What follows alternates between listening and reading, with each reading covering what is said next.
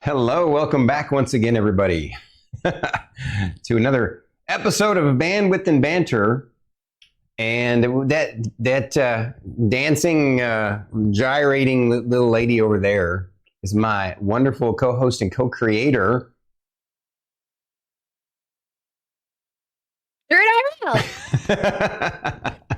that was your cue.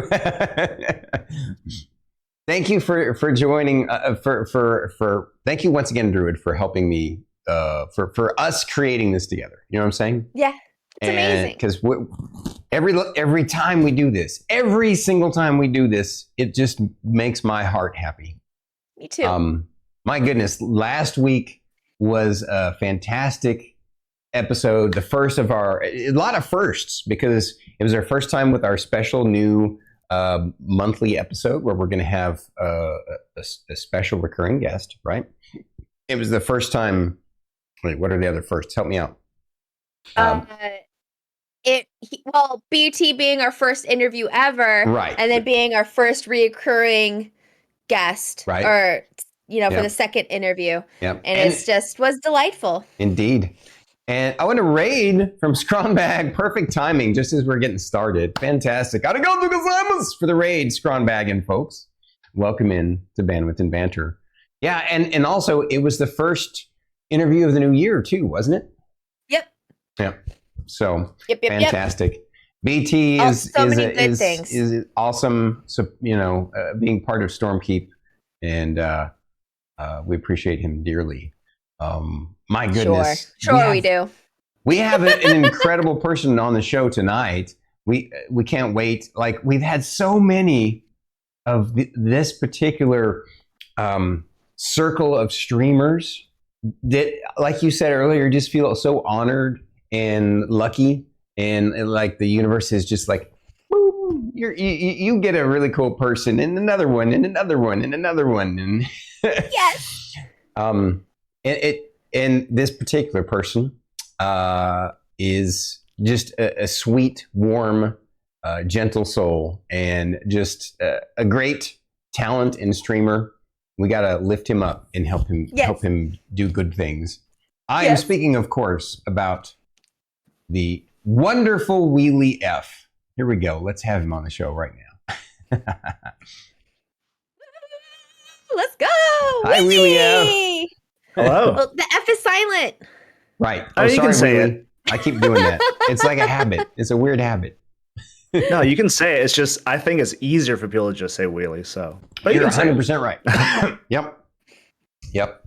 So, once again, thank you for coming on the show. It's an honor and a privilege to have you. I understand that you're actually the last of the Las Vegas crew for the Mighty Mango Mates that met up for TwitchCon, and so we're honored once again to have you. No, thank you for having me. Yeah, you betcha. We're going to jump into the questions right now, and I believe, unless Druid had anything else to add. Do you want to introduce yourself and share a little bit about your stream before we can jump into the questions? Oh, yeah. I forgot that part. Thank you. Yeah, please. Got you. I knew I was forgetting something when we talked earlier. WheelyF, please reintroduce yourself and tell the folks a little bit about yourself and highlight something about your stream that you want people to know. Sure thing. I go by Wheely. My real name's Evan. F is silent. You can say it, but I usually self-refer as just Wheely. I'm a variety streamer, currently playing through games like the Resident Evil 4 remake, an older self-challenge run of Fire Emblem Sacred Stones. In the past, I've also played Subnautica Below Zero, Oddworld, even really strange things like Speaking Simulator or Tuk Tuk Extreme Simulator. Sometimes I just look for weird stuff. But nice. Yeah, I like it. Fun. That's awesome. What a perfect description of a variety streamer. I'm also curious about a speaking simulator, but we'll get there. Mm-hmm. We'll put a pin in that, Tan. First things first, Wheely, please share a boring fact about yourself. think a lot of past guests have said they've never broken bones, and that does apply to me. So I'll throw that out there. I'll try to build upon that, though, or not build upon. I'll share a different boring fact. This is based on weird, like, child logic. When I was a little kid, for some reason, when you're bored, you just flip coins to, settle debates or whatever, decisions. It was simpler times back then. Yeah. And there's this one particular stretch of time where tails kept losing. I know it's a 50-50 chance, but, as a kid, you're like, oh, heads probably happens more often. So ever since I was like 6 years old or something, maybe longer, if given the opportunity to choose, I only call heads on a coin flip. That is an incredible boring fact about yourself. It's both interesting and boring at the same time. I love it.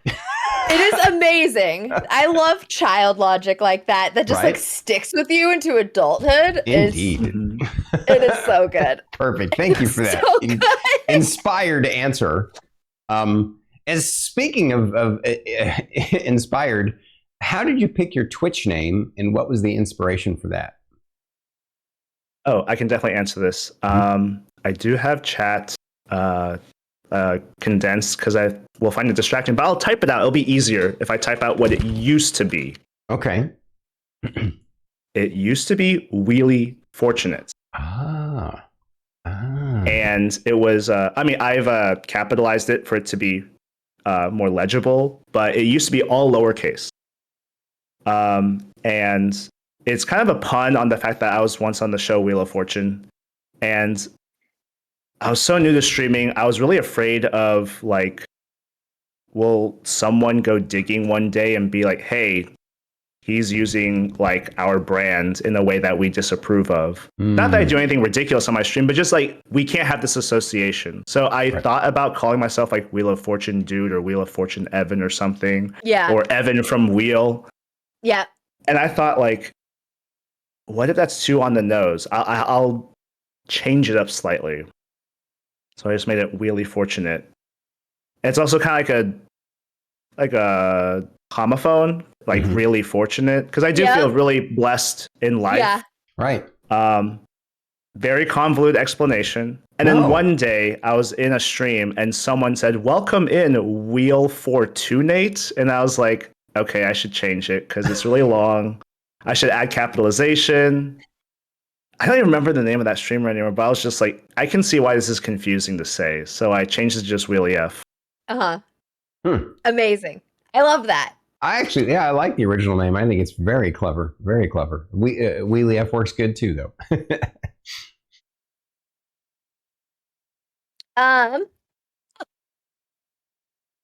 What D&D class do you consider yourself to be in real life? I don't play D&D, so I did a little bit of research on this. I have played I think they call it a one shot, where it's like a single sitting. I did that not last month, but Christmas of 22 with some in-laws. I had so much fun. I picked Paladin. It was an uninformed choice. I thought it was purely a melee-based class, basically a mounted knight is what I thought it would be. Yeah. Turns out they know magic too, so that was a little bit more than I could handle. Like, I guess my move list was really exhaustive. The reason why I picked Paladin was because I really like the game franchise Fire Emblem. And I've only played the 3 titles on the Game Boy Advance, so like the older ones. I haven't played any of the modern stuff. But in those 3 titles, that like GBA stretch, the Paladins are very, very good classes. And arguably some of the most important characters in the 6th and 7th entry and the 8th, actually, all 3, are Paladins. And I really love those characters. And so during that one-shot session, I even named my character like a portmanteau of like my 2 favorite characters. So it was Seth and Marcus, and I was Sethkiss. I like it. It's amazing. So you're a paladin. I guess so, yeah. I love it. It's perfect, brother. It is so good. And So good. It suits your demeanor and your personality too. I think that's wonderful. Speaking of of that, if here's an interesting question for you. If the F in WheelyF did stand for something, what would it be? This is obviously written before we knew the backstory. Yeah. Like obviously it's for fortunate. Yeah, I guess I should have pivoted. If it were to be something different than the word fortunate. There we go. What would it be? Fun, I guess. I don't know. I like it. Wheelie fun. Hell yeah. That's a great answer. But F is for friends. before, like, when I had, this was shortly after changing to just WheelyF, and I returned to some channels and like, oh, like, I think I recognize your name. I was like, yeah, I changed it. And like, what's the F stand for now? And then most people said all the same thing, and I was like, it's not the F word, but a lot of people thought it was. Oh. I honestly would have thought, if I didn't know, like if you didn't just tell us the backstory on it, I would have thought it's for friend or friendship. Oh, okay. That's a very wholesome interpretation, and I like that one too. That's a good one. F is for friends who do stuff together. U is for you and me. Okay. Druid, what are you doing? Do you not know that SpongeBob reference? That was a SpongeBob reference. You're welcome. You're welcome. I do not. Okay. That makes two of us.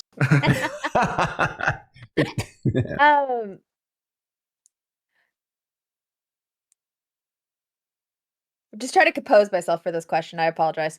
How do you feel about creating the most loved and hated wrestlers in the UCW? Jar Jar Kinks and Maribel. I don't know how to say her last name. Madrigal. Oh, I'm trying to remember how I came up with the Jar Jar Kinks character. That character doesn't win often, I don't think. But I like the design. I really appreciate how much effort Epps put into Jar Jar's character creation. I've never played that game, and so I don't know how rich or lacking the character creation engine is. So it's good. Yeah. When he made Jar Jar Kinks, I was like, I'm deeply disturbed, and this is exactly what I was going for. So thank you. But Mirabelle is just because I love the movie Encanto. So I don't know if it was the most advisable thing, but at the time, my wife and I felt like, hey, if we mask up and go to the theater, because it was in theaters at the time, like winter 2021. I was like, hey, let's go see this movie. We'll see if it's any good. Very empty theater, only a few other people. And I was like, yo, this movie rocks. Like, it was the kind of movie where I would like exchange glances with her. We're like, are we watching like a modern masterpiece? And I loved the movie so much that when it came to streaming, we had it on all the time, like on repeat. And like, that's when all the families finally discovered, oh, this movie is fire. Like the soundtrack is awesome. Message is great. Characters are great. And I was just like, because for Epps' UCW, it's like, I think one male, one female character. And I was like, the female character, I was like, it'll just be Mirabelle. No modifications, just Mirabelle. I had no idea that she'd be so dominant. So what exactly this is like on Epps' stream when he like would, and you would just created those characters. Love it. I love it. That's so good. Here's a question that I'm sure a lot of folks in your stream want to know. What's it going to take to help you kick your workaholic habits so you can stream more? Oh gosh. So we were talking a little bit about this backstage, but more therapy. Honestly, I've been seeing the same therapist for. No, I actually love talking about this. I wouldn't consider this like quote trauma dumping. I only recently learned that term, by the way, and I was like, oh, I don't think I do that because I'm not like upset. I'm like happy to talk about this stuff. But I've been seeing the same therapist for April will be 6 years. So Mm-hmm. been meeting once a month, and we've unpacked so much stuff in that time. And the thing is, like, as you grow and change, your like character development goals will change because like people will react to your changes. Mm-hmm. And you'll be like, okay, like, not that I want to change my character development per se, but it's like I have to figure out who has the ego strength, so to speak. That's my therapist term. Who has the ego strength to handle my changes? Because people have kind of, I mean, after 30 years of having a certain type of personality, there's expectations. So when you start behaving differently, when it comes to like family, friend, work obligations, it's like, and you change that dynamic. Like, actually, I'm drawing this boundary. All this to say that like that is a work in progress. I am definitely trying to disentangle my self-worth from my job title or what I accomplish at said job. Yeah. So I'll save like the actual trauma dumping, but I will basically say that prior to seeing my therapist, I wasn't in a great spot. Yeah. And I'm so glad I started seeing one. And I was really entangled into like my worth is tied to my job title. I didn't have a job at that time. I had recently left a job with nothing lined up because I didn't like my then job. Yeah. And I was betting on myself. I was like, oh, you know, I let's get rid of this job. I'll strike out on my own and see what I can find without something lined up. Yeah. It ended up working out, I guess, but I would never. This is not a career advice podcast, but unless you are very, very, very confident in your options, I don't recommend leaving a job without something lined up just because, you know, like health insurance and stuff like that. Yeah. I think that's good life advice, though.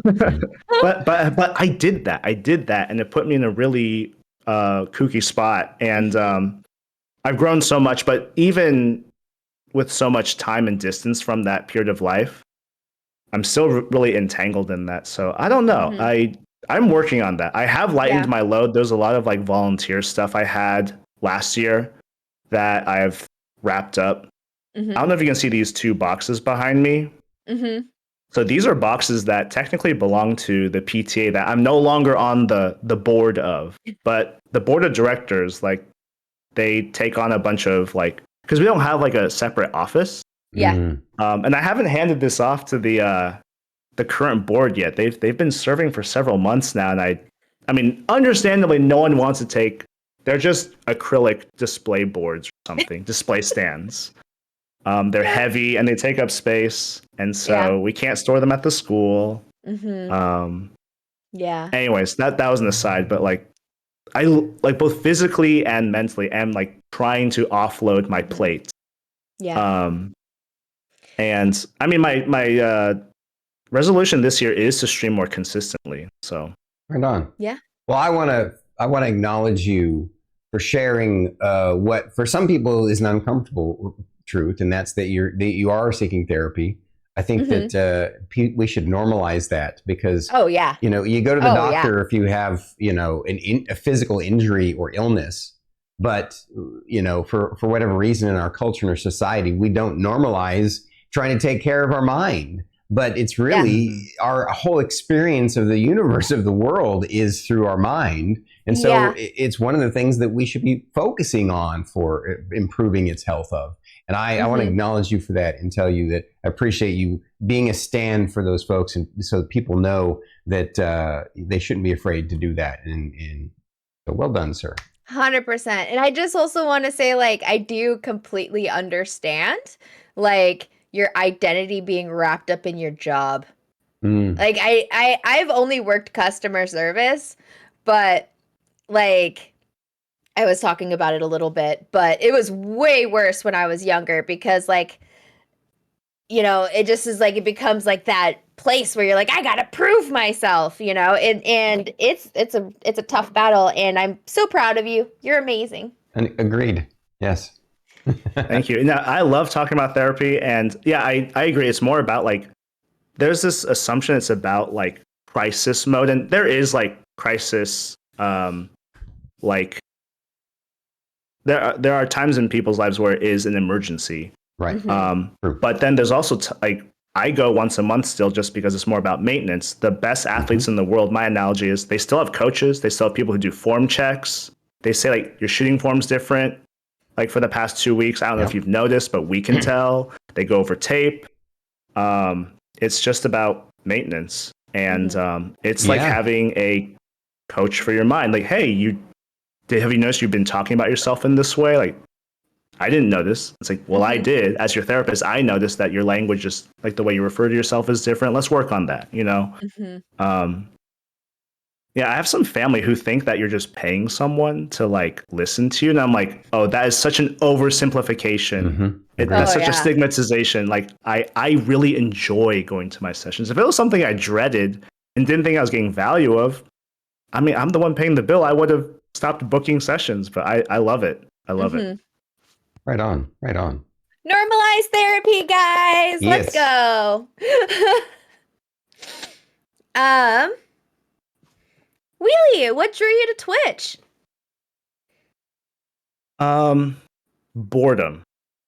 So, I first went onto Twitch in earnest, like looking for like content to watch and people to interact with. Squarely in the middle of the COVID shutdowns. Yeah. So it was when like my then company had just become like fully remote, like everyone else who was able to work fully remote.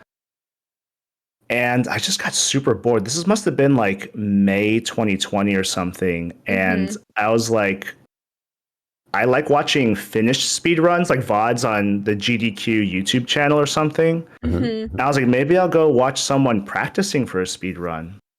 So I actually went to those VODs because I hadn't memorized people's names yet. And I was like, okay, this person played this game well. I'll look them up.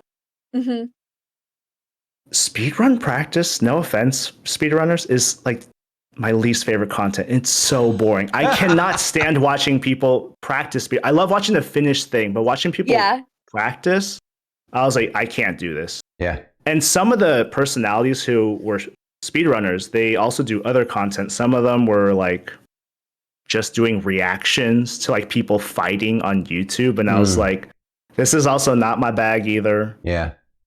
Kind of toxic. Yeah.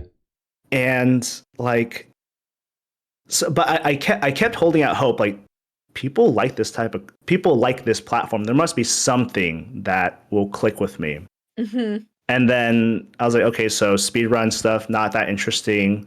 Staying for the streamer themselves, like, is really hit and miss.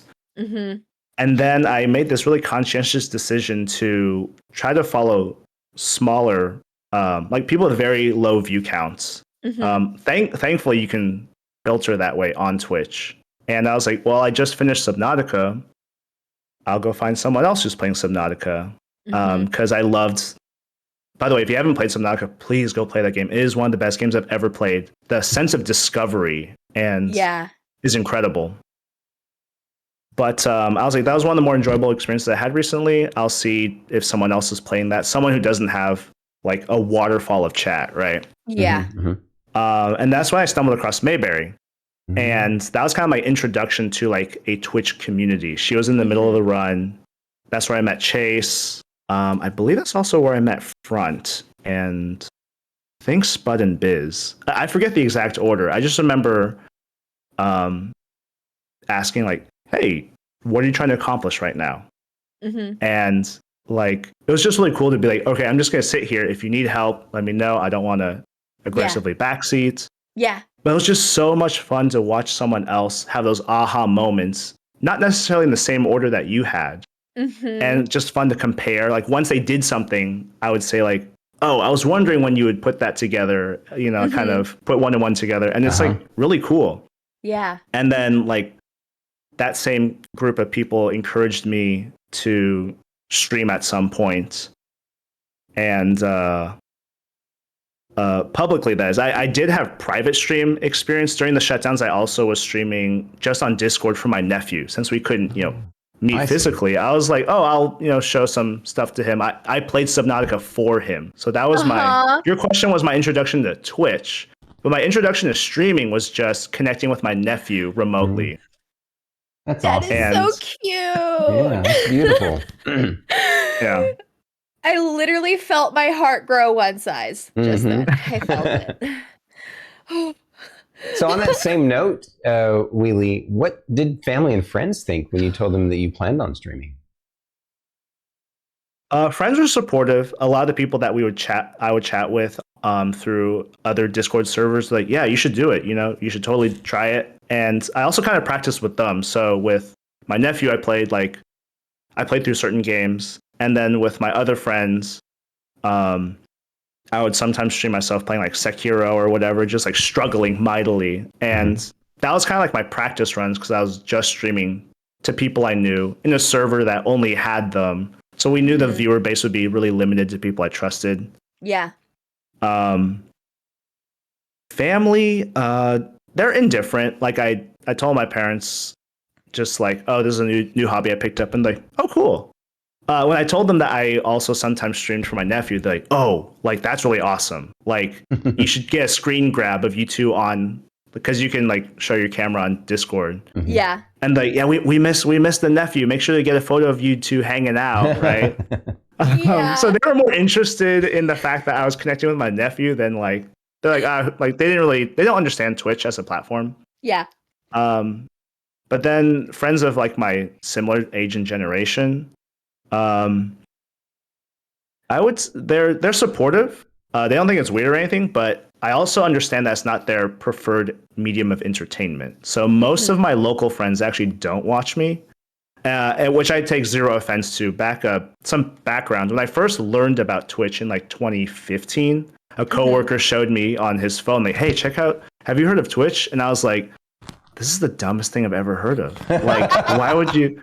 He was like, "Yeah, you can give money to people," and I was like, "People pay? Like, who would ever fork over money? Like, oh, you mean to tell me that paying is optional?" Like, yeah, like I mean, he's like, he corrected me, he's like, "Oh, it's donation. You can donate to support your favorite streamer." And I was like, "If you don't have to donate, why would you ever?"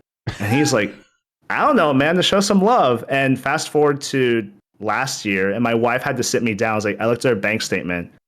You are showing too much love with the subs and the bits. Like we had to come to an agreement on a budget, and I still went over budget. That is a great freaking story, dude.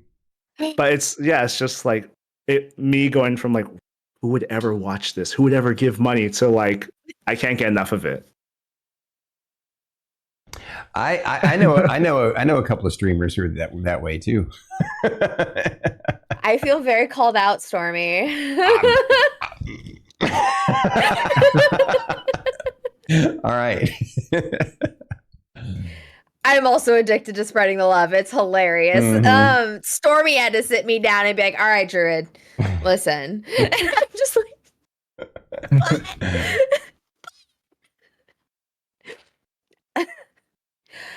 what struggles did you deal with when you first started streaming? When I first started, I was really afraid of people seeing my face. At the time, I was just I'm still self-conscious a little bit about my appearance, but I was just really afraid that like, it's safe for most people, but what if like I get one weirdly obsessive viewer for some reason, someone who like I give too much of like a foothold to with regards to engagement or something. I don't know. I think we've all dealt with at some point in our lives on Twitch or in person, someone who reads more into the relationship than you think, romantically or platonically or whatever, even like overly professional, like just overly eager, right? And I was like deeply afraid of that for some reason. I was deeply afraid that someone would come in and be like, hey, you have a crappy background, which I still haven't changed. This is just my dungeon of a home office. But I was just really, for some reason, just really insecure about like, what if, I don't know. Yeah. Okay. For those who've been on my stream, I have that really weird Saitama One Punch Man mask. I'm not kidding. I think this is actually before I even met the other streamers that I collaborate with often now. But my first stream on Twitch was actually for Resident Evil Village. I had just bought the game. And I was like, okay, I'll fire it up. I'll try this. And I had my mask on the entire time because I was that afraid of people seeing my face. And it's a really uncomfortable mask. So that stream lasted like less than an hour. Mm-hmm. And after that, I didn't stream for like months, maybe even an entire year. Like it was actually, oh my gosh, I'm like reconstructing this memory as I go. Mm-hmm. But this is before I had met like Chase and Front and Mayberry and Zane and all those people. And way before I met Cozy and No Foreign and the other Mango mates. Was like this one-time Twitch stream. No one even came into my chat. But I was just so afraid that someone would see and be like, "Oh, that's Evan." I don't know. It's really weird. Yeah. No, what's so funny is that I totally get. My first few streams, my camera was so small, and I was just terrified. And yeah, I get it. That is fascinating. I did not know that about you, Druid, and about Wheely. And I want to thank you for sharing. That's in the wow. This is our our 51st episode, I think. Our 30. Technically, you're our 38th, I believe, separate person. Maybe 39th, somewhere in the late 30s. And that's the first time I've ever heard anyone say that particular answer to that question. It's a very unique, but understandable and relatable. I mean, I didn't experience that, but I can understand why a lot of people would experience that. Mm-hmm. And I'm thank you for that, for sharing that. Mm-hmm. Oh yeah, I completely understand. Like Fate had to be like, you need to make your camera bigger, and I'm like, why? They can hear me, like, and like I'm on screen. Like, I don't need my face to be any bigger. Like, it was a battle for a little. I am. Oh man. I felt that. Oh yeah. What tips can you share with future streamers, Wheely? I would say if you can like privately stream at first just to get like the jitters out, like do it through Discord or something. Or I know on, not to plug another platform, on YouTube, I believe you can stream privately. Like you can go live. And this I would also practice this way. I would go live and there's a way to like hide your stream from like search results. And you can still copy your link and give it out to people only as needed. And so that's how I used to do like testing. I would set up something in OBS, go live in YouTube, and then share the link with like one or two friends, or even just like my wife. I'm like, can you just go to a different room and tell me if the audio sounds good, if the webcam, the game feed, stuff like that. And then I would kill the stream after like 5 minutes. But that's one way to like sanity check, get the jitters out. And something I wish I knew in the beginning, I mean, I conceptually knew that you didn't need to have your face shown, but like there's a lot of people who are really successful and really happy with streaming and they never show their face. Maybe at most they're a PNG tuber, and that's totally doable. Like you don't have to show your face if you're nervous about that. And one more thing is just like definitely be yourself. I won't name names, but I've been in streams where I feel like the person's putting on an act of sorts. And now if they're really committed to the bit, then maybe that's the product.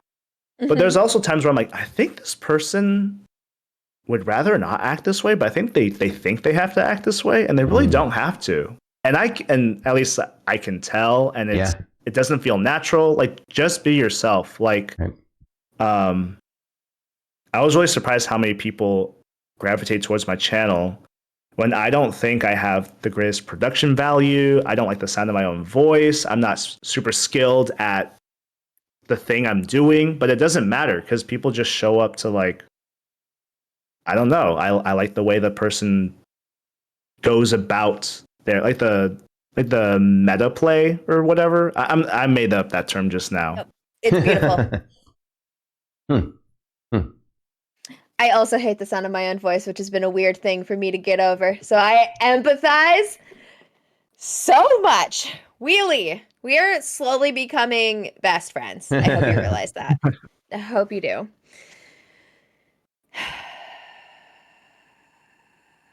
What do you enjoy most about streaming? Um, what I enjoy most is just like the connections I've made. I'm not kidding when I tell people that streaming on Twitch is one of the best things I've done in like the past 5 years, probably. Um, I'm really not kidding. There's okay.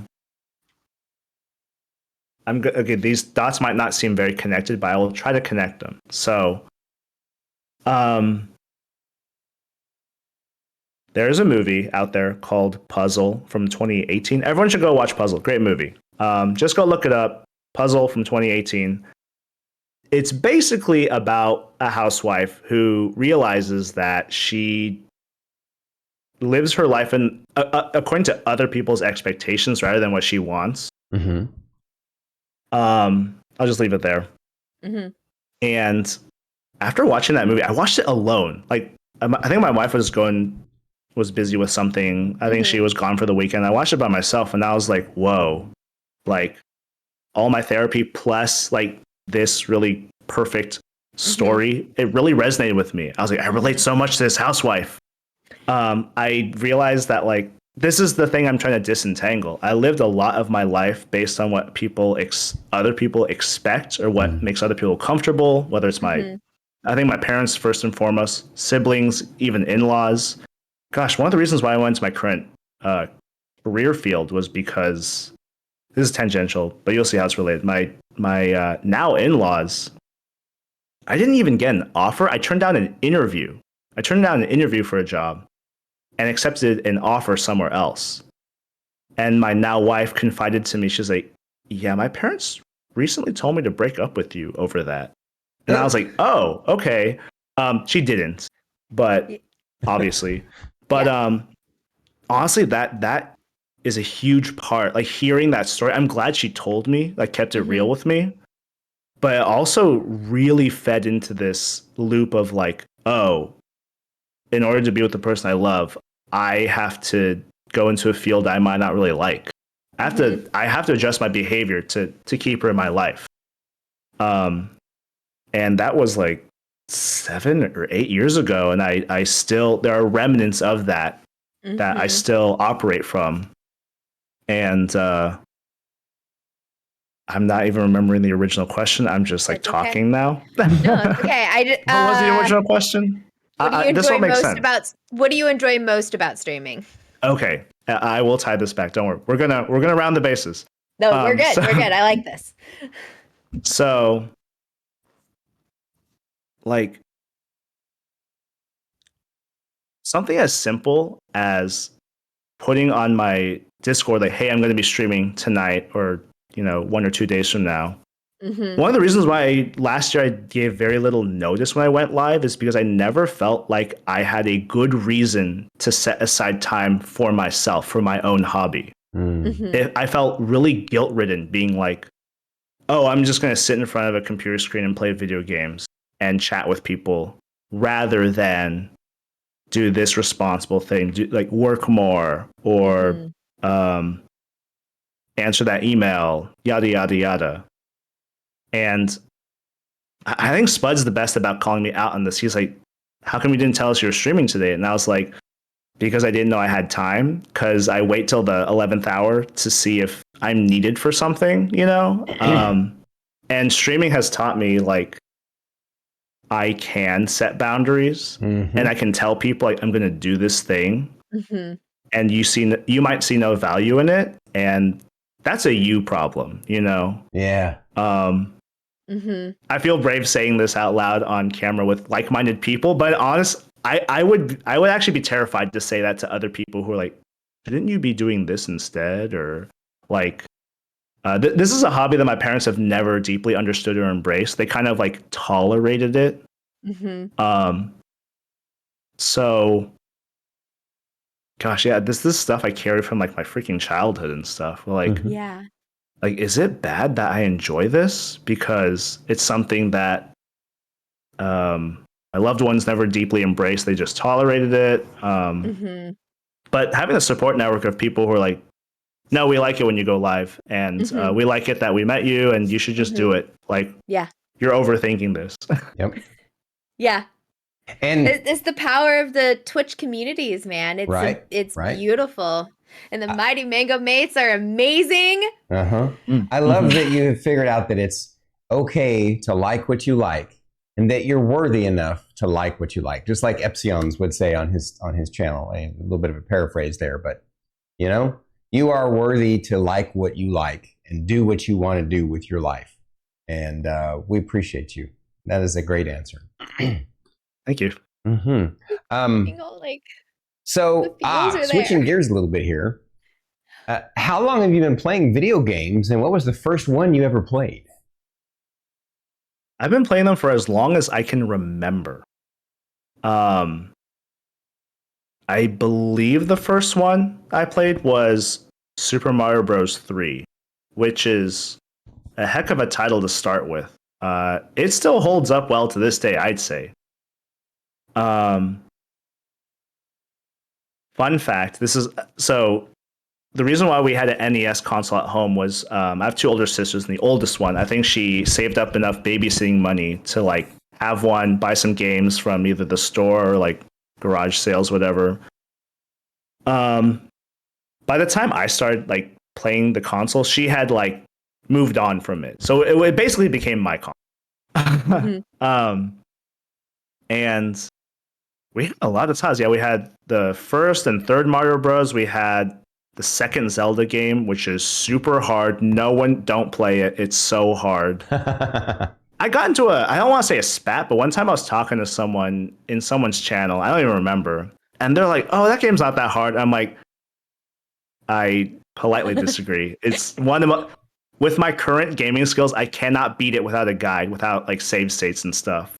And like, oh, my kid was able to beat it, and I was like, your kid is a savant. Like, with all due respect, they're a prodigy. That game is very difficult. We had the first Ninja Turtles game. Mm-hmm.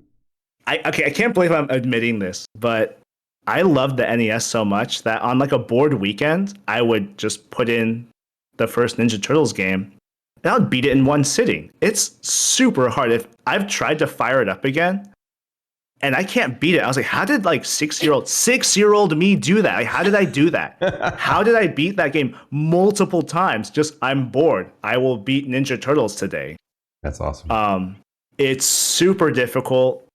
I don't know how I did it, but that's what I cut my teeth on, like Blaster Master and all that stuff. Oh, good. I just love the fact that what's a spat is I politely disagree, and your child's a prodigy.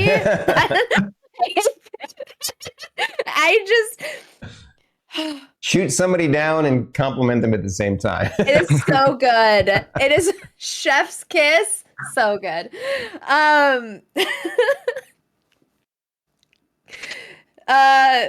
What is your favorite thing and your least favorite thing that you have streamed? Oh, I have an easy answer for the least favorite. That would be Bloodstained Ritual of the Night. It is a Metroidvania game that came out in 2018, I want to say. I played it last year. I didn't finish it on stream. I actually made an announcement on Discord that I was like, I'm not enjoying this. I'm not going to finish it on stream. I'll just finish it off stream. And in like the 2 or 3 hours I played it off stream just to wrap it up, nothing changed my opinion of it. It wasn't like, oh no, I should have streamed that. Like this, I was such a fool to write it off. I was like, no, I don't recommend it. You should only play it if you really love Metroidvanias. If you will play any Metroidvania, then fine, go play it. I can't call it a super bad game, but for a game that came out in 2018, it would have impressed like me in 2002.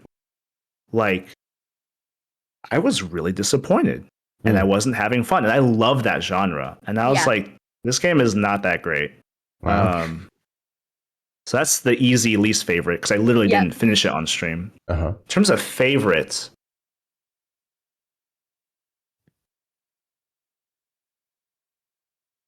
I'm gonna kind of overthink this, so I'll kind of split up my answer. So in terms of like best game I've played, like just the quality of the game itself, would have to be Outer Wilds. For someone who's been playing games their whole life, it really surprised me. It's really difficult to be surprised when you've played as many games as I have, or if you're a lifelong gamer, it's hard to surprise you see a lot of the same visual language, hints,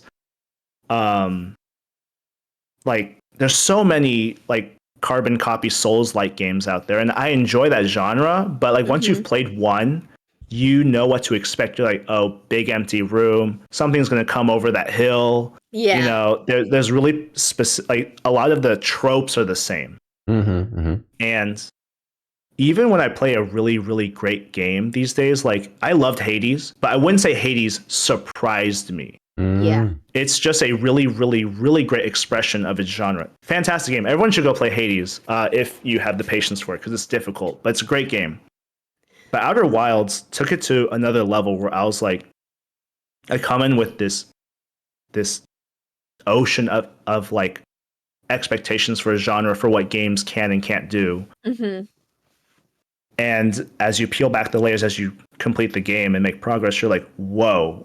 I don't remember the last time I felt this pleasantly bamboozled. Just like, whoa, like this is something else. You won't get that feeling if it's the first game you've ever played. I don't know why your first ever video game would be Outer Wilds, but the impact will be lost if you haven't had like an entire lifetime of playing games. Yeah. But Outer Wilds, in terms of quality, I highly recommend. It has like my highest recommendation. Right on. I haven't played the DLC yet. I'll need to do that later this year. Cool. But in terms of my favorite thing to stream, it's probably just those 3 old Fire Emblem games. There's something really fun. I know earlier backstage you were talking about how like I don't like reread books, I don't really rewatch TV shows, I don't replay games.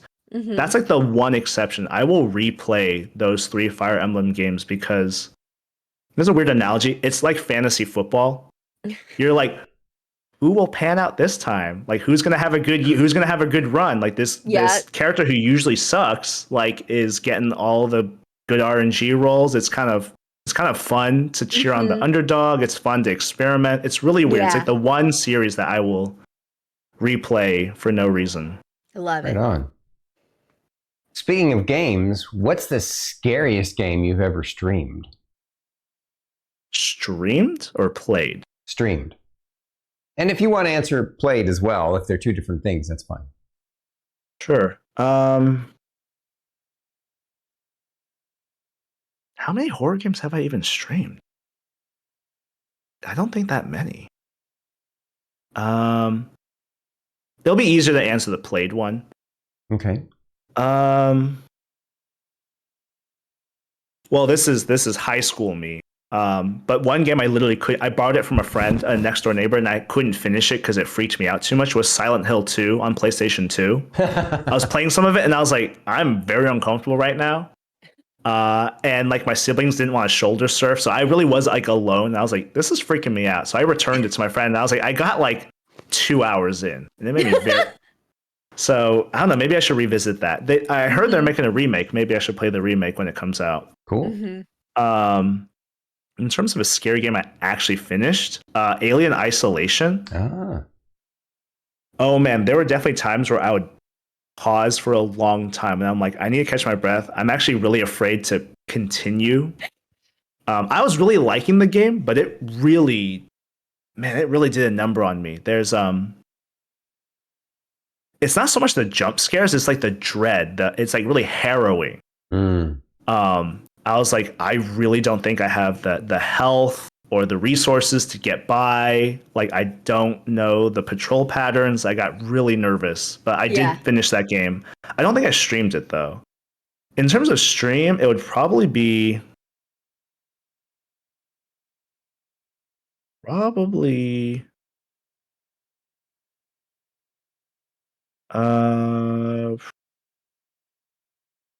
what was it called? Is it Amnesia Rebirth? Actually, no, that wasn't that scary. I replayed Resident Evil 1. There's a Steam port of the GameCube remake, and I played that blind because I didn't want to like look up a guide. It's surprising how much I forgot for a game that I used to be able to sit and beat in like less than 3 hours. I played that so much on the GameCube, I unlocked the invisible zombie mode, and I think I beat the game on invisible zombie mode. I had like memorized it that well, but all those memories are gone. Like I played it like it was new, and it still gets me. Yeah. Great game. Chat really wants us to remind you about Outlast Trials. Oh, Outlast Trials is scary. Oh my gosh. How did I forget about that? See, I have terrible memory. That's something everyone should know. I know it's not what the question's about, but I have terrible memory. I was at a party one time. There was like a bonfire thing in Seattle, and there was someone who was leaving the party. You'll see where this is going. And they're just giving goodbye hugs, and they came up to hug me, and I recoiled, and I said, "Do I know you?" I said it out loud enough that other people awkwardly heard it. And then my wife, who was nearby, had to be like, "Yes, we know them. We've met them before." And I was like, "Oh, whoops." But I did that. Like I recoiled. I was like, "Do I know you?" Oh my goodness. That couple moved to another state, so I think it was so awkward that they self-banned. They moved because it was that awkward. Amazing. I have terrible memory. I just go, oh my gosh, it's been so long. How have you been? And I like try to like figure out like, where do I know you? How do I know you? And so like I try to fill in the blanks. If you get to know me well enough, you'll see me like, you'll see the wheels turning. Like I'm trying to figure it out. I've done that once or twice.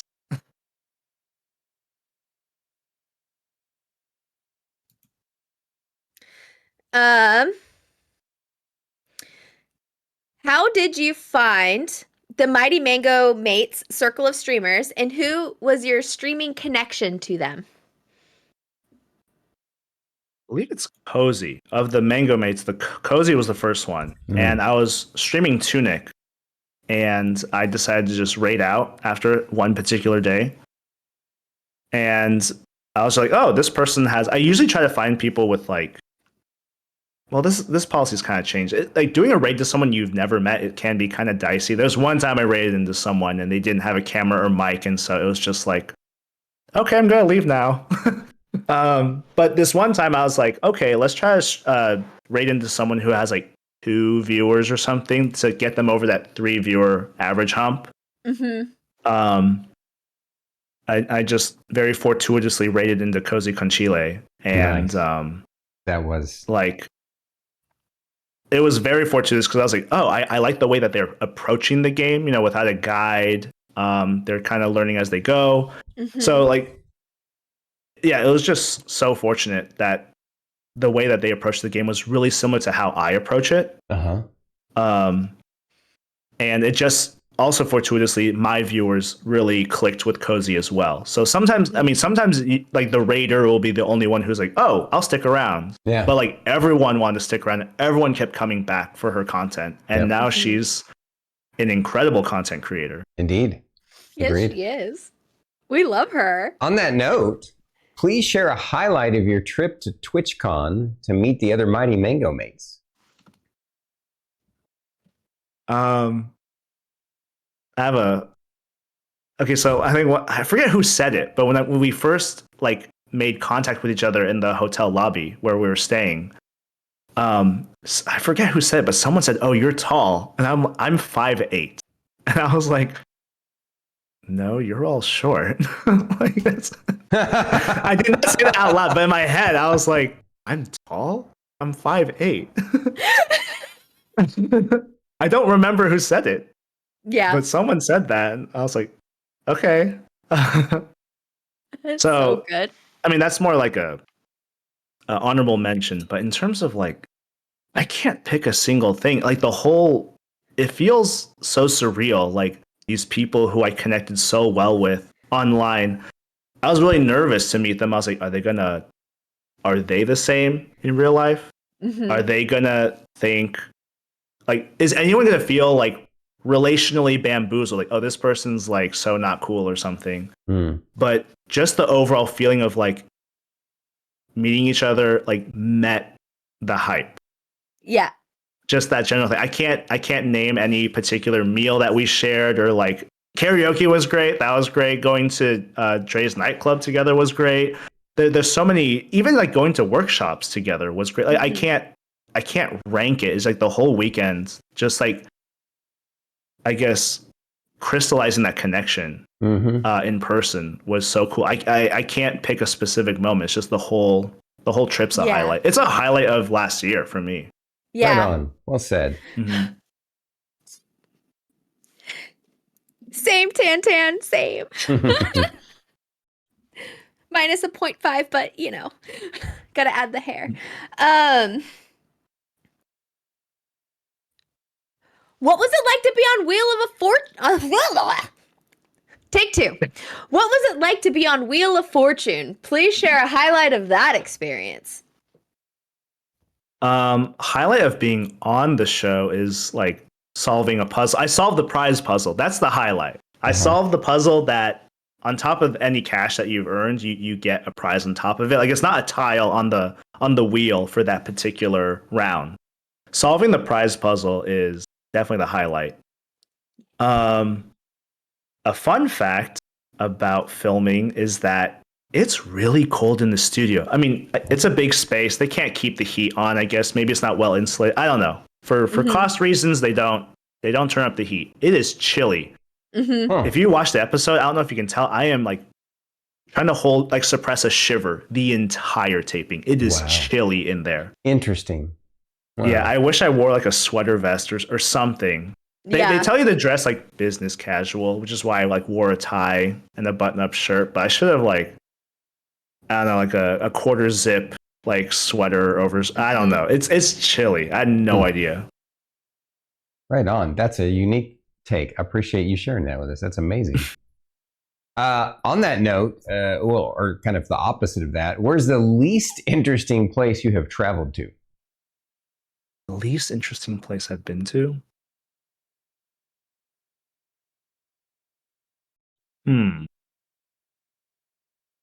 Actually, I is this one of your questions or from chat? I'm just curious.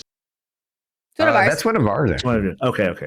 I didn't know if I was being set up by someone, because I can think of one for contextual reasons, and I was like, is someone fishing for a specific answer? I mean, if you want to share what you think that might, since you thought that, we're open to whatever you want to share with us. I mean, we could pretend like it's a chat question. I was under the impression that someone wanted me to say Miami, because I went to Miami last year and didn't do a lot of interesting things, because we mainly just stayed at the Airbnb property. It was for a friend's bachelor party, and it was insanely boring. My joke is, did you know that Miami has no beaches or nightlife? Like, did you know that there's no beaches? Like, because we just stayed at the property, and like, aside from going out for dinner twice, like, we stayed at the property and just played a ton of board games, which, hey, I'm a groomsman, will do what the groom wants. But man, all day? Oh man. But in terms, if we're talking about like, I actually felt like I explored an area decently well and found it unremarkable. That's tough. I can kind of name a place I've been to and don't want to go back to. That works. And I sincerely mean it. In 2003, there was a family trip, so obviously I didn't control the itinerary as my parents. Yeah. We spent like 2.5 weeks in mainland China, like Beijing, Shanghai. This is 20 years ago at this point. And I have no interest in going back. If someone said like you can never set foot in the PRC ever again, I'd be like, I don't care. My life is no different. Nice. I have zero plans to go back. I can't speak Interesting. Mandarin. I can't read, write, or speak Mandarin. I'm not super close to my extended family over there, so it's just like I have no plans to ever go back to mainland China. Interesting. Wow. I love that. What is the weirdest sleeping dream you have ever had?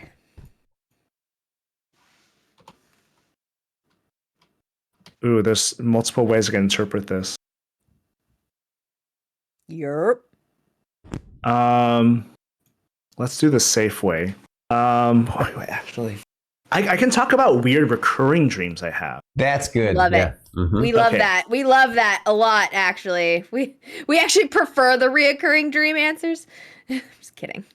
I have no idea what it means or if it's purely coincidence, but I haven't had this dream lately, but even through like undergrad, one dream I'd have maybe like once a year, once every 2 years, like enough where I'm remembering it clearly, is I am in some type of mall that I don't recognize, some type of indoor market. It's not open air. There's a ceiling and everything, four walls of ceiling. Mm-hmm. You know, generic vendors or whatever. And at some point, some sense of dread happens. So sometimes there's zombies. Sometimes it's just general disappearance of people. Like as I'm walking, I'm like, like the crowd gets thinner and thinner. The lights start to dim. So like, there's just some type of dread in this big shopping complex. At some point, I get the idea like I should leave. So I go to a stairwell. So I push this, these big double doors. I'm in the stairwell. It's the type of door that locks once you're in the stairwell, and it's like proceed to the exit, Yeah. because like you're in the stairwell. Yeah. And I will go down the stairs because like in my dream logic, I'm like, okay, I should go down rather than up. I think a few times I've like tried different directions, but it's usually down, and the lights start to dim very gradually. And then I never actually get out. And then I wake up. That is a weird one. That's wild. Kind of spooky. I like it. Yeah, again, I haven't had it lately, and I don't know. It always freaks me out when I have those dreams. I also have dreams where I'll wake up thinking I missed a flight, and I'll be really pissed off. I'm like, dang it, why did I miss my flight? And I have to think about it. I'm like, wait a minute, I'm not going anywhere. Yeah. But like, I'll even be like preparing breakfast. I'm like, I have to rebook my tickets and everything. Like, I'm awake at this point, and I'm like, wait a minute, I'm not going anywhere today. Like, that happens sometimes. That is amazing. So here we're pushing into the last two questions. This is a fun one. If you could be any superhero, which one would you choose and why? I'm not super into superheroes, but I remember hearing, I'm going to steal my friend's answer. Because he's given this a lot of thought, and I like his answer. He told me that he'd want to be the Flash because in order to move quickly, you also have to be able to think quickly, right? Like sending central nervous system signals or whatever, processing, right? So he's like, if you are the Flash, it is implied that you can do other things quickly too. Like you can probably process information, you can probably read quickly, and like, so you could just do things faster. You could be more productive. You could, Get more you done just in have a your day. clear advantage over everyone else, both physically and like mentally. Yeah. That's And clever. I was like, okay, I like that one. Like, it's okay if I can't fly or teleport or, if I could just work faster. And then I have more time to stream. I get all my work done and I stream more. Perfect. There we go. Everything comes around. I like it. All right. The most important question of all for Guru. This is one of those questions, this is the most important. This is going to make or break our best friendship, okay? Cherry pie or apple pie? Cherry pie. Yay! I approve. I like both. Why? Well, if it's between those two and I can't like put anything on top of it or whatever, it's probably cherry pie. Pumpkin pie is my preferred pie of all pies, though. Pumpkin pie is awesome. Yeah. I love pumpkin pies so much. All right. So this is that moment in the show where we move into the open forum with our guests and remind all of our folks, guys, go support this amazing streamer. Drew is sharing his links. He needs the follows and the subs and the biddies to help him stay successful on Twitch so that he can, find reasons to kick the workaholic habit to stream more. And we adore him and his warmth, and he's just the perfect kind of streamer to lift up. So, Absolutely. yes, what Tan Tater said. Go follow Wheely. He's amazing and funny and sweet. Mm-hmm. So, now, by the way, during this part where the folks in chat ask questions that they have, if you have any questions for us that you want to ask Wheely, feel free. And if anything comes to mind for us as well that we missed in the regular interview, we'll pop in as well. Okay. Should I ask questions first, or are we deferring to chat first? It's whatever you want to. Or right now we're waiting for some questions to come in. Looks like a couple have started to filter in. So these are some good ones. Thank you, No Foreign. I just went to scroll back to look for it. And I was like, man, I didn't snag it. No Foreign, you're amazing. You, I appreciate you. So let's start with that one, since that was technically the first one of the guest questions, probably. Spud asks, if you could pick a Super Bowl winner, what game would you use to pick it? I know exactly where he's going with this. There's, I forgot to mention it earlier. So some of the weird stuff I've streamed in the past, there's a game called Beast Battle Simulator, which,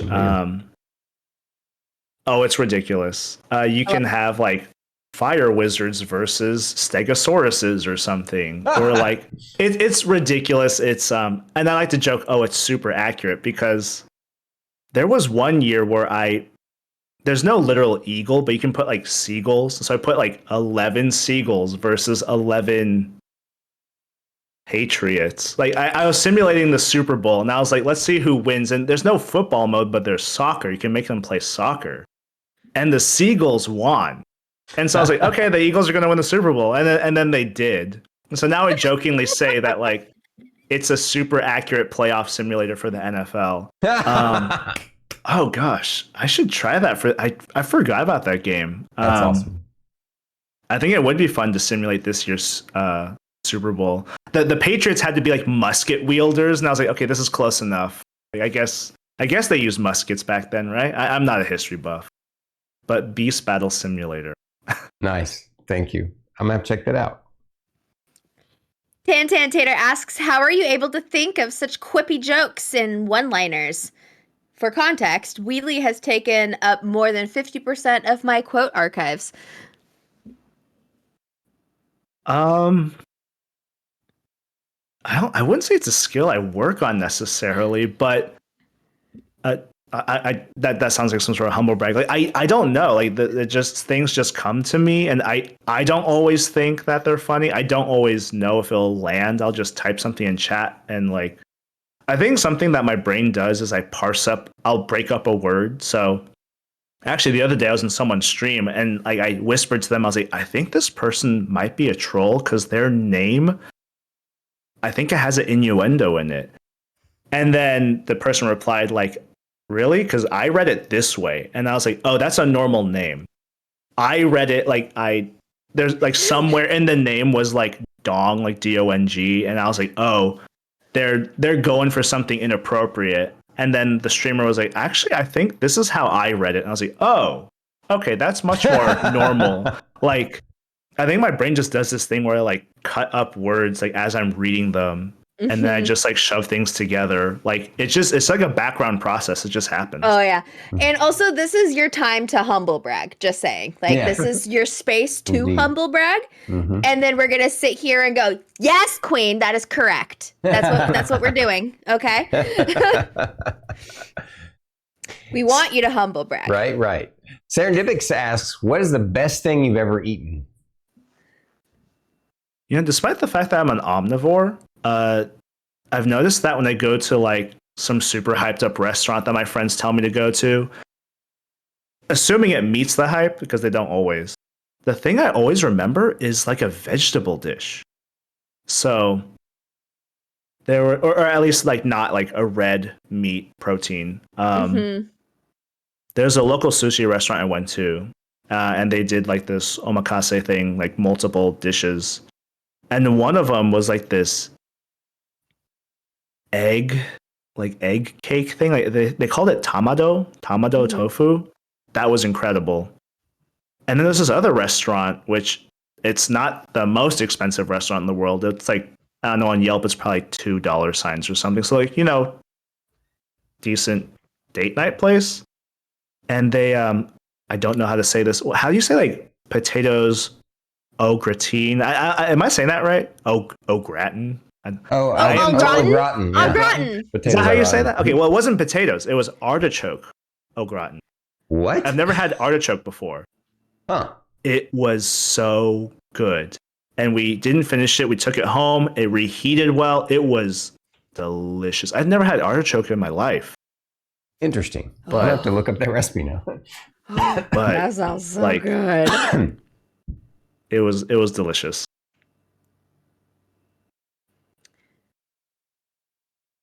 Next one would be cozy con chile. I think, is it your question or mine? It's yours. Oh, I'm sorry. I thought I got the last one. Cozy asks, what is your favorite type of nut?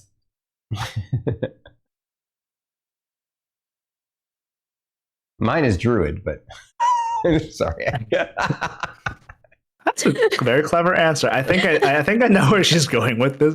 It's D's. Yes, D's nuts. I do love D's nuts jokes. There's something like, okay, actually, an actual nut, I love almonds. Almonds are delicious. Almonds. Brazil nuts are bad. I do not like Brazil nuts. Interesting. Oh, they're disgusting. Okay, Really? You don't like them either, Druid? Mm-mm. Starkey and I really like Brazil nuts. So. They're also not good for birds to eat. And I'll only ever bring any kind of nuts into my house that a bird can eat. a bird can eat. Makes But sense. of course, now that we made a D's nuts joke, like my brain is just, I can't stop giggling. No, I really. Oh, Cozy actually wants. I actually do love pistachios too. Pistachios and almonds, like, kind of go back and forth. I mean, I love peanuts, but I do love these nuts jokes. There's So good. I think when that clip was first going around, I think it was on Vine, right? But one of the comments said, "I can tell this is going to be a thing." Like, this was really early in its like life, Yep. and we're like many years separated from that clip's first posting, and I can't get enough. I love setting people up for these nuts jokes. I actually will think about. There was one time I was just sitting and thinking after telling a joke, and then my wife was like, "Evan, are you thinking about other ways to set people up for these nuts jokes?" And I was like, "Actually, yeah, I am. I am As a thinking matter of of fact, that is correct. She could tell. She was like, "You have this look on your face." That's so funny. That is so good. Tan Tater asks, what's your favorite song to get turned to? It would be. Why am I forgetting? See, this is like my terrible memory at work. Okay. For some reason, I couldn't remember the artist's name. No Hands by Waka Flocka. Interesting. Okay. It's a great song. I'm gonna have to check that out. Tantan also asks us, tell us about your love of capybaras. The first time I heard about a capybara, which are adorable animals, was actually from a friend. This was in high school. I actually didn't know they existed, and he was like, "Oh, like, I love like, he was the one who was like, "I love capybaras. They're so chill." He showed me a photo, and I was like, "It's cute, I guess." But in like the modern era of the internet, there's so much more like content and video and stuff like that, and they are adorable, and they are so chill. They just sit there, and they're just like, like cozy and just chilling in like warm water or whatever. I don't know. They even look goofy when they're trying to do things. When they like, I've seen one jump from like the bank into like a river, you know, and just the way it jumps looks so silly. There's a video somewhere on the internet of a pelican, some type of big bird, like I don't know why, but it's trying to like bite a capybara. Yeah. And the capybara just sits there. It is so chill, and they can't be bothered, you know? They're just like I literally watched a video between my stream and Bandwidth and Banter, and it was where a troop or a herd, I'm not sure exactly what a group of capybaras are called, adopted a cat in a zoo. And the cat's just like, I'm now a capybara. And it is the cutest shit. I love it so much. That's awesome. So good. Cozy Conchili asks, what's something not gaming related you would like to stream? Maybe another hobby? Oh, that reminds me, from my birthday stream, I'm supposed to do a mukbang stream soon. But I'll be honest, I need to plan that. But in terms of stuff I've actually wanted to stream, I have thought about fitness streaming, because I thought it'd be a good way to hold myself accountable to like it's one of the things I skip the most. Like if I'm working late, I'm like, I won't go to the gym today because work is more important, right? But then I'm like, oh, I would have to get exercise in if I promise someone I'm gonna go live, I'm gonna do this. I do not have the setup for it, and I don't want to be the person with a camera at the gym, so I'm not gonna do that. Yeah. If I had the setup, that actually would be kind of cool to do a fitness stream. It'd be difficult to moderate because if someone's, you know, posting hate speech and I'm in the middle of like push-ups, it's like I'm not looking at like, you'd have to have a good mod team, you'd have to have the right camera and mic setup, but I think it'd be a lot of fun to do that. Yeah. One of my friends, she's been talking to me about, she's like, hey, do you want to start a podcast? And we haven't sat down or anything. Maybe we could do that one day. I don't know. I'm actually really afraid of, I don't know, starting a podcast sounds scary. Guess what? It's fun. Do it. Just saying. You should start a podcast. Maybe, yeah, we'll see. Like, if you want to, I like your idea of the fitness thing. I've been considering it myself. Yep, for the same reasons, help keep myself accountable on days that I don't get to go to the gym with Star Kitty. So, Epsilons asks, will you be doing more collabs this year or stream different kind of content than you usually do? Maybe. I'm just really afraid of my schedule, like not working. Again, this is me. I need to like draw stronger boundaries between like the other spheres of my life, like work and volunteering and whatnot, and family life. But if I can get a more consistent schedule, I don't know if I can make it a regular thing. Because consistency is its own battle. But oh, that reminds me. I wonder if Epps is asking, because Epps reached out to me one time about something, and we never. It was gonna. I think it was supposed to be something about just like talking about our favorite TV shows, or it was something like that. And like stack ranking them, and we never got around to it. Not to say it's like his fault for it not happening. It's equally my fault because he threw out the idea, and I said, oh yeah, that sounds interesting. But I never followed up. I never was the one who went like, hey, when are we doing this thing? Like I try not to intrude into people's like schedules. And so I didn't want to come across too strong. I was like, I like this idea, but I'll wait for him to bring it up again. And then just didn't come up. But actually I love that idea. We should reconnect on that. There you go. Nice. It's going to be forever memorialized on this podcast. It's going to have to happen now. Yep. Just saying. So I will bug you guys. I have no problem. We should wrap up with one last question from the audience, one or two last questions. But Do you have any questions that you wanted to ask us after coming on the show? Yeah, sure. So you two have been streaming longer than I have, I presume. So I guess just roughly, like, when did you start, and what are your goals for this year, like in terms of growing your channels or your collaboration? That's a great answer. I'm going to go first, Druid, just because recently someone resubbed, so I know the answer, some of the answers very easily. I know that I became affiliate 32 months ago, and I'm pretty sure I streamed for about 6 months before I was affiliate. So, yeah, a little over 3 years now. And let's see, the other part of his question. Goals for this year. Say again? Goals for this year? Yeah, goals for this year. We got a lot of big goals. We want to do some additional unique YouTube content, start a new YouTube channel that's like mainly just shorts and clips and another special thing that I don't want to spoil.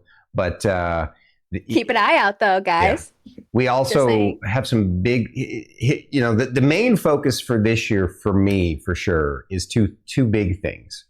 One is obviously crafting a really awesome D&D experience for the next campaign, since that's starting up not tomorrow, but on the 20th.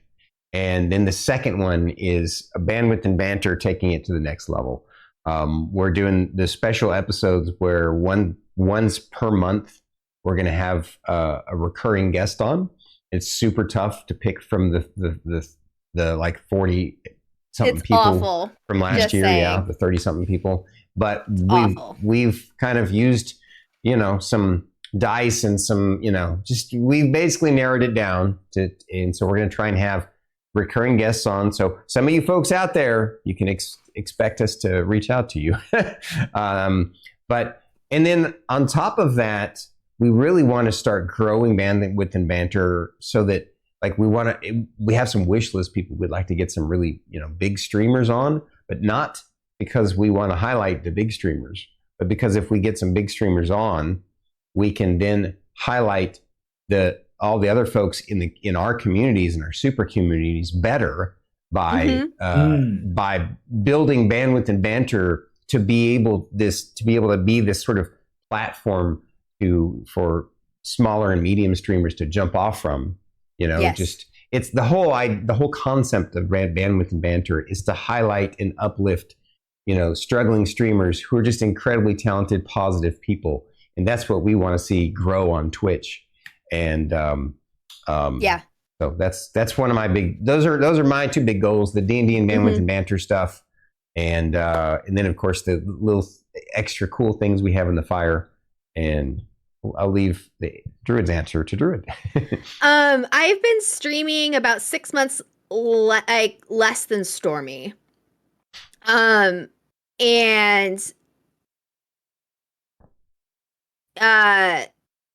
my goals are aligned with Stormy's goals. Like, I just want to continue to grow Bandwidth and Banter. Yeah, we want to get some really big people on, so we could just go, hey, all of you guys, you should also go watch some of our previous episodes, because there's some really cool people there. That's literally like, yep. It's what we want. We want to just be like, we want to be able to start reaching bigger audiences. Yeah. To go, look at WheelyF, look at Cozy Conchile, look at the Mighty Mangoes, look at the DYS crew, look at Closet Scully. Like, look at all these awesome, super cool people that we can just continue to help highlight and grow.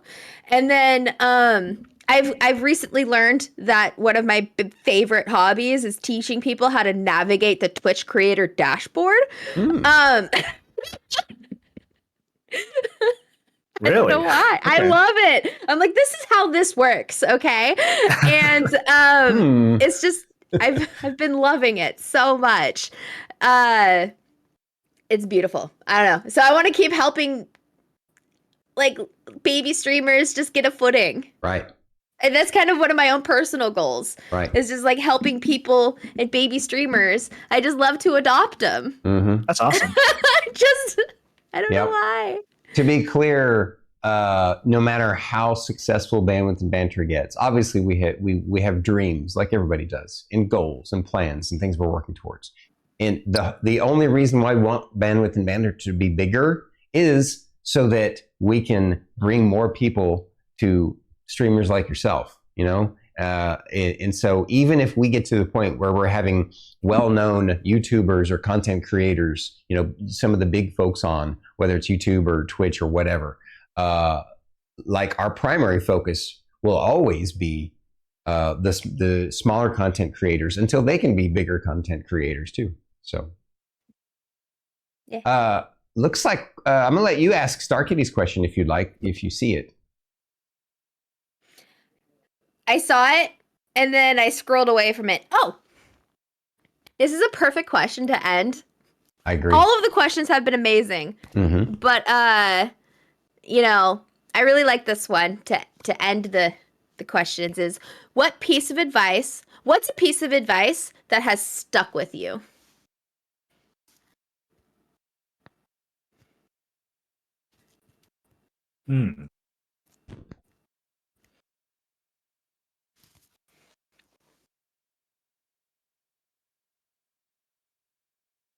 That's a good question. I don't just want to grab at the first thing. I'm actually going to give this some thought. The best piece of advice I've. It's a good question. Star Kitty comes up with some doozies. And note the scene is right. Rising tides raise all ships. Yep.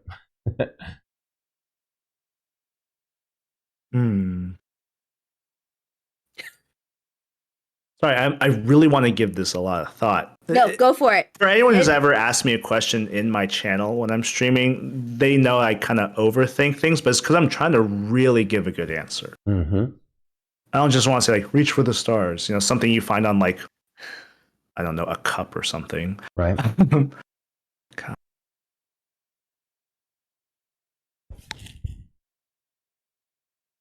I can't boil it down to a single piece of advice per se, but it's more like a pattern I've noticed. So if you'll allow me to elaborate. Perfect. Please. Go for it.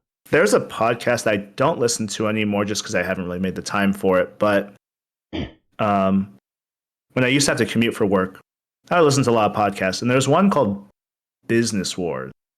I forget the studio that produces it. But what I loved so much about that series was they would do a lot of research. They have these really corny, like, conversation reenactments, like, or they like infer, like, we think this is how it went down. I don't know how accurate it was. So take it with a grain of salt. But I was really encouraged by, like, these things we take for granted today. So many products and services and accomplishments. This is not to, like, hail corporate per se, but once upon a time, all these things really did start as just, like, people shooting the breeze at, like, a restaurant, or they just kind of connected two really random dots together, like really unrelated observations, and, like, why don't we try this thing? And it takes a whole life of its own. It kind of, I don't want to say overnight success, but, like, it catches fire, and